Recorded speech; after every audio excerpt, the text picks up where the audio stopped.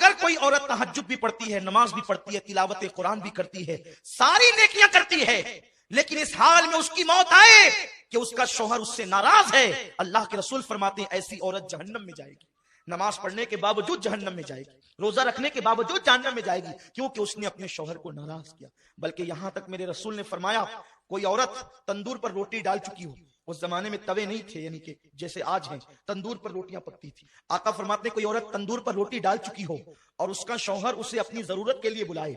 کیونکہ محفل میں سبھی لوگ ہیں، میں بہت حیا کے پردے میں حدیث پڑھ رہا ہوں، عورت نے تندور پہ روٹی ڈال دی ہے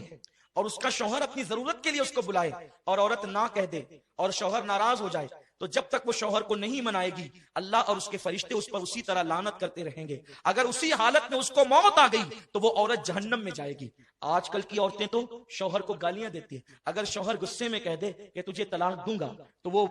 اس کا منہ دبانے کی بجائے یا معافی مانگنے کی بجائے یا اس سے لجاجت کرنے کی بجائے آج کی عورتیں اتنی بے باک ہو گئی ہے کہ یہاں تک ہم نے سنا ہے لوگوں سے، لوگ آ کر کے بتاتے ہیں، ہمیں تو نہیں پتا لیکن لوگ آ کر کے بتاتے ہیں کہ شوہر نے کہا کہ طلاق دوں گا، کہتے ہیں اگر تیرے باپ کا ہوگا تو دے کے بتا۔ استغفر اللہ، جو عورتیں اس قدر بے باک ہو گئی ہو، ایسی عورتیں لعنتی ہے جو اپنے شوہر سے طلاق کا مطالبہ کرتی ہے۔ اللہ اکبر، میرے رسول صلی اللہ علیہ وسلم فرماتے ہیں کہ اگر کسی کے شوہر کے جسم میں پھوڑے پیدا ہو جائیں، پھنسیاں پیدا ہو جائے اور اس سے پیپ بے بے کر کے نکل رہا ہو اور اس کی بیوی اس کو زبان سے چاٹ چاٹ کر صاف کرے تو بھی بیوی اپنے شوہر کا حق ادا نہیں کر سکتی۔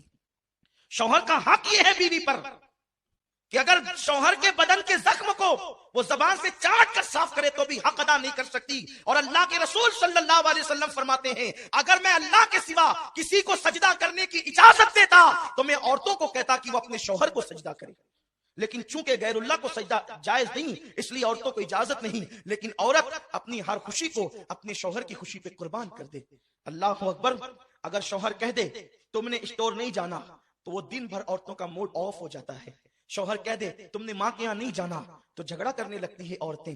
پتہ نہیں یہ عورتیں اتنی بے باک کیسے ہو گئی، جن عورتوں کو شوہر کو ستاتے دیکھو سمجھ جاؤ ان کا ٹھکانہ جہنم ہے۔ اللہ کے حبیب صلی اللہ علیہ وسلم فرماتے ہیں کہ میں نے جہنم میں سب سے زیادہ عورتوں کو دیکھا، کیونکہ عورتیں اپنے شوہر کی ناشکری ہوتی ہیں،